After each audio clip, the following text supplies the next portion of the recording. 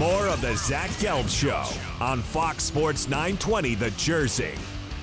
All right, welcome back in. 4:15 is the time in the Princeton Orthopedic Associates studios. Tomorrow I will be in Buffalo as we get ready for the start of the NCAA tournament. Nice local story with the Princeton basketball team that has won 19 games in a row. We'll also be tracking Villanova as they look to repeat as national champions for the first time since Florida was able to do it in the early 2000s. By the way, our poll question today, and this is always a question that's always asked this time of the year, would you rather be NIT champions or lose in the first round of the NCAA tournament? So follow me on Twitter, at Zach Gelb, ZachGelb, to chime in on the poll question. You could do it via the phones at 609-919-9200. Now joining us is the former head coach of Hofstra and Fordham, now doing a great job in the media world for Fox, SNY, and CBS. And that's the head basketball coach in Tom Pecora. Coach, we appreciate it. Thank you for the time. And how are you? I'm good, guys. It's a pleasure. Listen, while I'm waiting to get on, there's a Viagra commercial. Then you tell me the studio is an orthopedic surgeon. And, I'm not that old, okay? I've been out of the game a couple of years. I can answer that quiz question for you because I don't know if you might not have been born yet, but we were snubbed one year horribly when I was the head coach at Hofstra, and we went to the NIT and we went to the quarterfinals. We won 2 games, first postseason and only postseason games ever won in school history. But I would have been better off going to the NCAA tournament and losing in the first round, because every time a job would come up, they'd say, "Well, how many times have you been to the NCAA?" They didn't ask if I had gone to the NIT 3 or 4 times. Power of this NCAA tournament is immense, and it's taken on a life of its own over the years. Yeah, I actually would agree with you. I would rather go to the NCAA tournament as well. And as far as the commercials, hey, whatever pays the bills, I'm fine with. That keeps me having a job here on the radio. So I'm not going to touch that. I don't want to make any of the salespeople here mad. But, Coach, yeah, I remember when I was at Temple, actually as a student doing their games, they got snubbed out of the NCAA tournament one year. And those players were playing with the purpose to say to the committee, hey, you guys screwed up. But still, at the end of the day, everyone wants to be in the big dance. Even if you're in one of those first 4 playing games, you still rather lose there than in the NIT. Well, yeah, and the year I got snubbed was a few years before they put in the first 4, so my lucky streak continues. But I think that the thing that's important with that is, college athletics are the front porch of a university. So universities want you to put positive public relations out there for them. You don't get the same bang by playing in 2, 3, 4 rounds of the NIT as you do coming up on that board on Sunday night during the selection show. So the amount of free publicity and advertising and brand recognition that a university gets by being in that NCAA tournament is huge. Let's get to the local story, and that's with Princeton, and they're going back to the NCAA tournament under Mitch Henderson. The last time the Tigers were in the big dance was when Sidney Johnson was the head coach. But with Princeton, they get a tough draw, even though they went undefeated in the Ivy, as they're going up against a very experienced Notre Dame team. If you're Princeton, one of these teams that are looking to make these upsets, how do you generate some early success tomorrow, Coach? Well, Mitch does a wonderful job. I had an opportunity last year. I did a number of Ivy games for Fox, so I got to see them a lot last year. I did not have them this year, but I know their style of play, and I know the way that Mitch goes about his business. I think one thing that people don't understand, earlier in the year I did the Penn-Yale game maybe about a month ago. People have no idea about the level of athlete that's playing Ivy League basketball. And when you look at your Ken Palms or your RPIs, whatever, and then you start looking at conference rankings, people are shocked to see how high the Ivy League is. But they're very, very good basketball players, and obviously that's the case at Princeton. The problem that the Tigers may run into here is usually their style of play will be difficult for opponents, but they play very similar to Notre Dame. So Notre Dame is accustomed in practice to chasing people off flare screens, spin screens, multiple dribble handoffs, a lot of the same offensive flow and philosophy between the two teams. So I think the matchup with Notre Dame, not because they're Notre Dame, and Mike Bray does a wonderful job, we know that, but I think that will be a challenge for them. The fact that very similar is Notre Dame Princeton on steroids, so to speak, Yeah, with the way that they play and have everybody a little bit bigger. The other thing that'll be a key for them is keeping Jersey native Matty Farrell out of the lane. He's as tough as they come. I recruited the heck out of the kid. When he was down at Point Pleasant Beach, I had a cousin who lived in town there. I used to sleep at their house because I was at practice at games, and I was coaching at Fordham trying to get him to come. And his dad, who's a great coach and a great guy, kept telling me, as long as Notre Dame doesn't come in, Tommy, you have a shot. And the Irish came in late, stole him from me, broke my heart. But I knew all along the minute he would get on the floor for them, he would be a catalyst because he's as tough as nails. And I think he's a great leader for them, and it'll be a key for Princeton to really contain him and keep him out of the paint because he can wreak havoc on you. No matter what happens tomorrow, Coach, this Princeton story has been unbelievable this year. And you see they started off the year 4-6. They lose two big players in Hans and Caruso, and then they ended up winning 19 in a row, and they're trying to make that 20 tomorrow. That coaching job that Mitch has done, take me through that when you lose some players and you have to find a way to win with less. Well, I can't explain. I have no experience at all winning 19 or 20 in a row. At Hofstra, we might have gotten 12 once, but 19 or 20 is a real number. Look, everyone thinks it's coach speak, but we all really go about our business the same way, and it's about just the next opponent.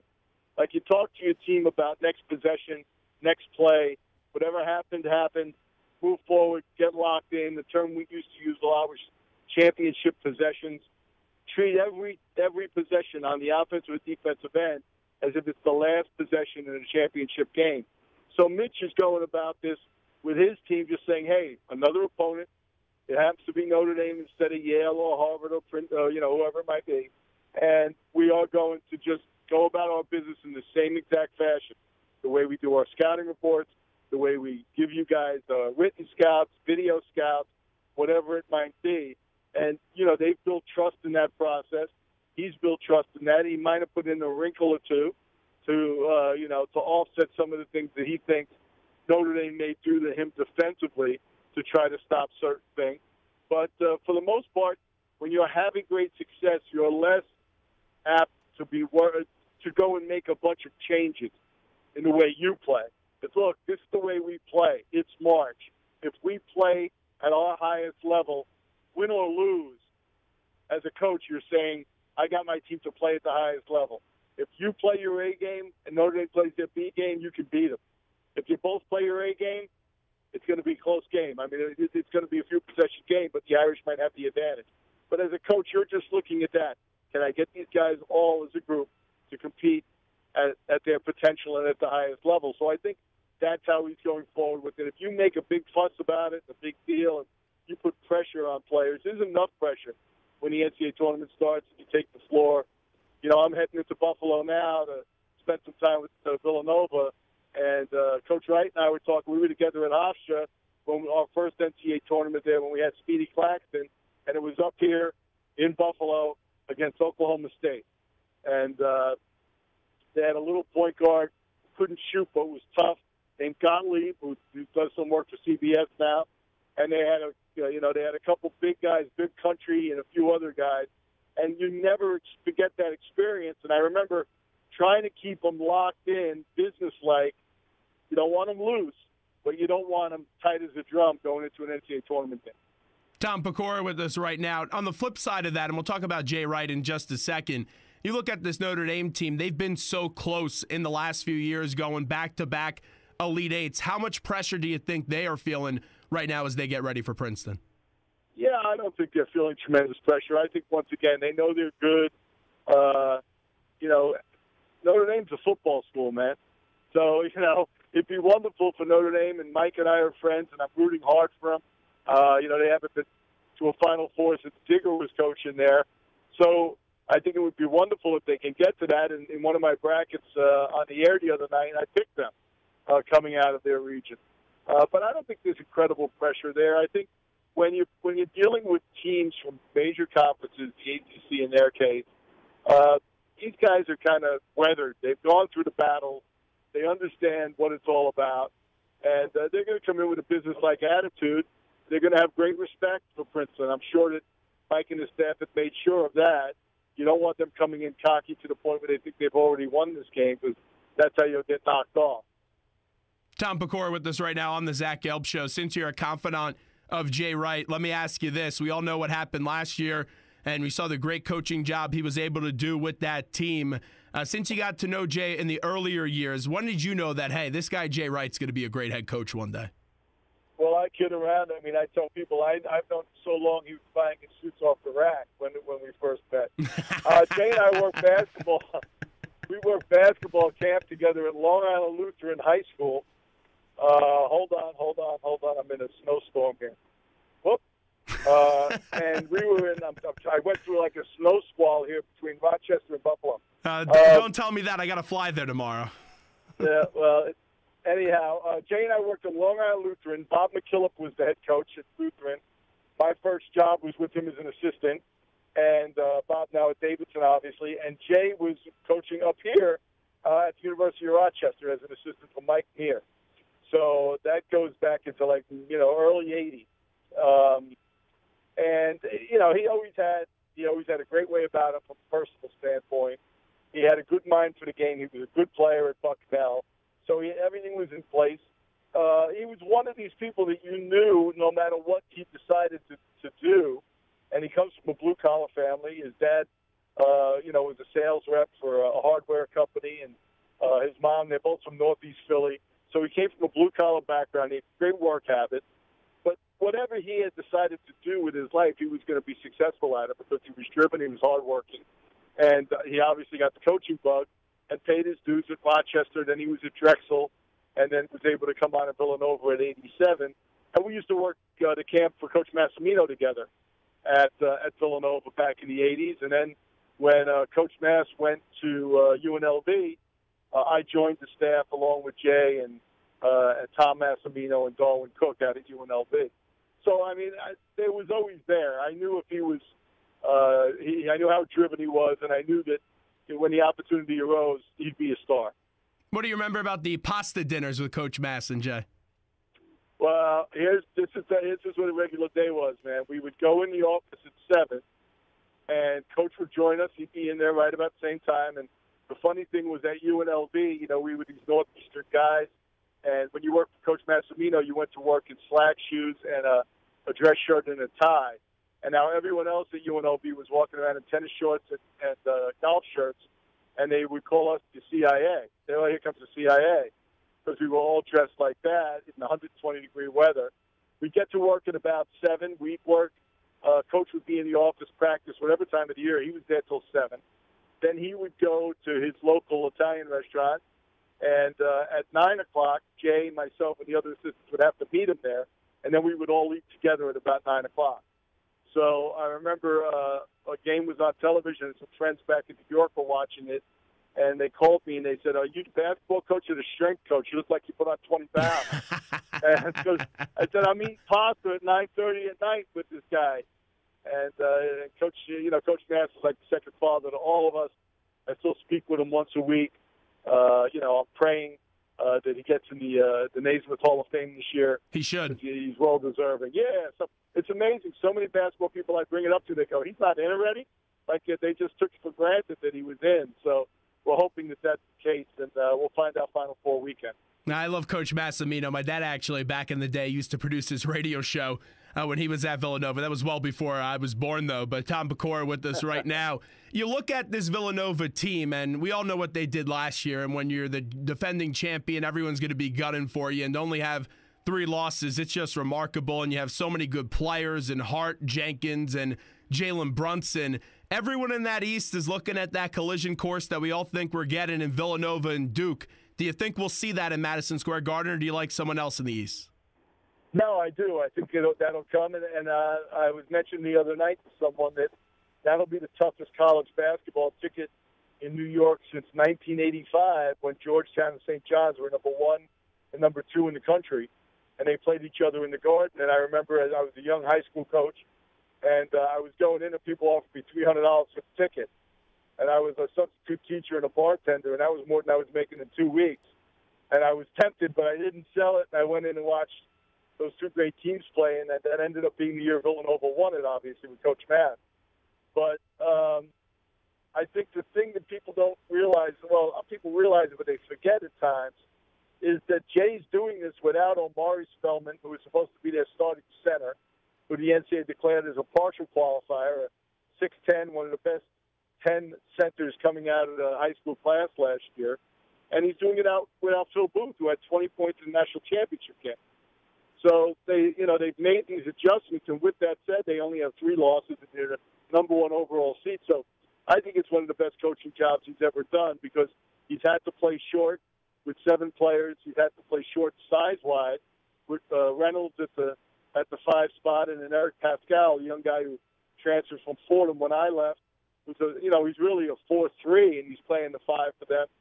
So the adjustments that have been made and the selflessness of this group of players, I think, is really what makes it special. And that's a reflection of Jay. He's the kind of guy who's always giving credit to everyone around him before taking it himself. So I think that they're going to be in good shape this weekend. I mean, look, Virginia Tech or Wisconsin, those are not pushovers, for their Saturday game, rather. But I think that they got these guys in a good place. And it's funny, they win the national championship last year, and at the New York Athletic Club, they give out an award each year to the men's and women's national champion coaches. They have a big dinner called the Wingfoot Award. And this year, Gino Auriemma is there for the 10th time or whatever, and he has Adam Silver introduce him.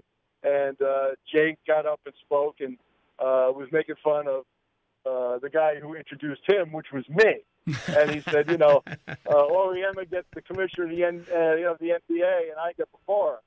But one of the things that we talked a lot about was the year before, and I brought this up when I was introducing to him. I said to all you Villanova guys and girls in here, I would go to cocktail parties, Christmas parties in my neighborhood, and you guys would pounce on me after you have like 2 Chardonnays, and you'd be like, hey, you better tell your guy he's got to start winning in the tournament, blah, blah, blah, because of their early exit. And then I said, well, how do you like them now, So it's amazing how quickly things can change. But that's what makes this tournament so special, the ability for teams to upset other teams. And that's one of the reasons why I just feel that it's a shame that a team like an Illinois State, who had a great season, isn't in this tournament. There's not enough mid-major representation. There's a lot of major conference teams that had just okay years, and there's some young mid-major teams that had tremendous years, history-making years at the university, and they don't get in. So it's a different kind of tournament in that sense. Tom, it really is amazing as we're talking to head coach Tom Pecora, because you mentioned how the life has changed for Jay Wright and all those people that used to say your guy better get his stuff going. If that shot doesn't go in and let's say they lose in overtime, everyone's still saying that about Jay Wright. It's unbelievable. Yeah, well, look, at least he gets to the finals there. They were complaining about him losing the first weekend and all of that. And now, when I go down to Philly to visit, I'll go to a practice, go out, watch a high school game with him. The dude's a rock star. You can't watch a game without people coming up and getting autographs and taking pictures and all of those things. And, you got to go hide out and find a place to eat where he's not going to be bothered. And so his whole world has changed in that sense. But, look, I think it's just wonderful for Villanova. It's great for the Big East, obviously. And, I just think it was, a fairy tale ending, not just because of the way the game ended, but the fact that Coach Massimino was there. And for 2 of them, we're his blood. We're part of his coaching tree. So for one of his guys to do it, I just think made it such a special, special thing for all the Villanova fans and alumni out there. So I'm assuming your Final Four, you're going to put Villanova in there. You had Notre Dame, you said, in one bracket. Who do you like on the right side of the bracket for your Final Four? I have Louisville and North Carolina on the other side of the bracket. And who wins it all? People, Carolina is the chalk, I think, to a lot of people.